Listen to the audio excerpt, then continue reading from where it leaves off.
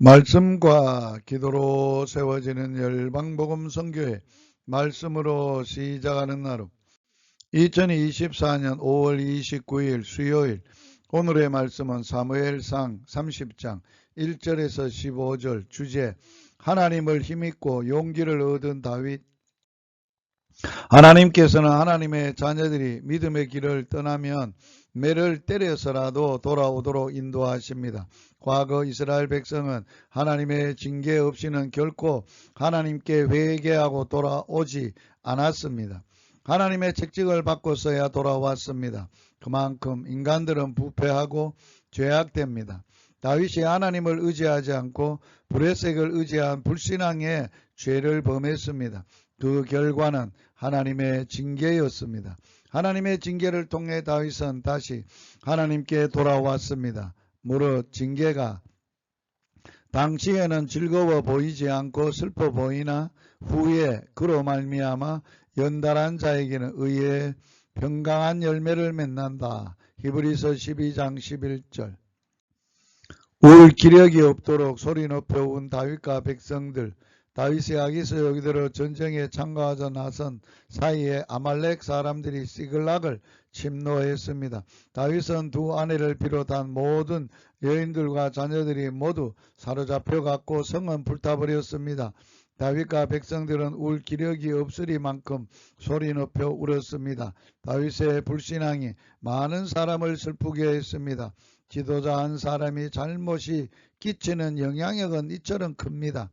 이 시대 우리 그리스도인 한 사람 한 사람이 사명을 망각하고 불신에 빠진다면 온 민족이 하나님의 징계를 받아야 합니다. 일제 탄압, 6.25 동정산정의 비극, 칼기 사건, 버마 폭발 사건 등 우연한 일입니까?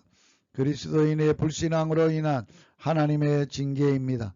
특히 영적 지도자들의 잘못은 온 민족에게 고통과 슬픔을 줍니다. 슬픔에 젖은 백성들은 다윗을 돌로 치고자 했습니다. 망명생활을 함께 나누었던 자기 사람들에게조차 버림받을 만큼 다윗은 비참해졌습니다. 하나님을 힘입은 다윗. 하나님의 징계를 받고서야 다윗은 정신을 차렸습니다. 하나님께 돌아왔습니다. 다윗의 근본적으로 하나님을 버린 것이 아니라 어두움, 두려움, 눈이 어두워졌다가 다시 신앙을 회복한 것입니다.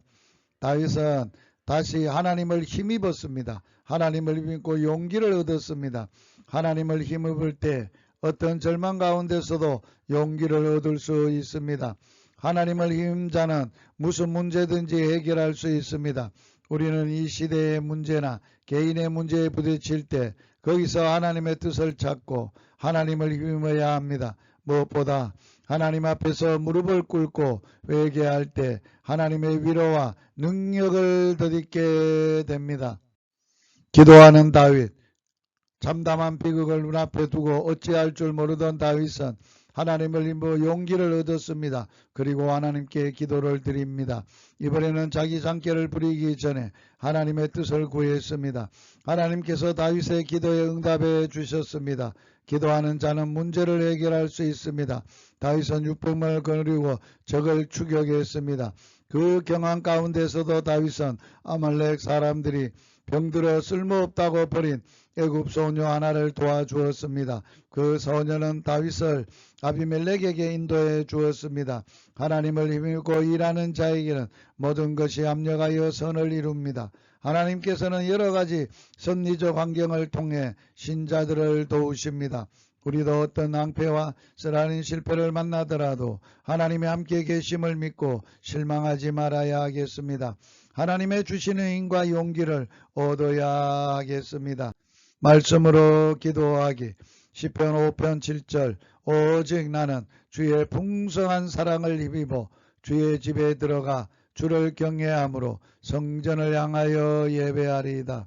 주님, 오직 나는 주의 풍성한 사랑을 힘입어 오늘도 살게 하여 주옵소서. 예수님 이름으로 기도하며 예수님 이름으로 축복합니다. 할렐루야.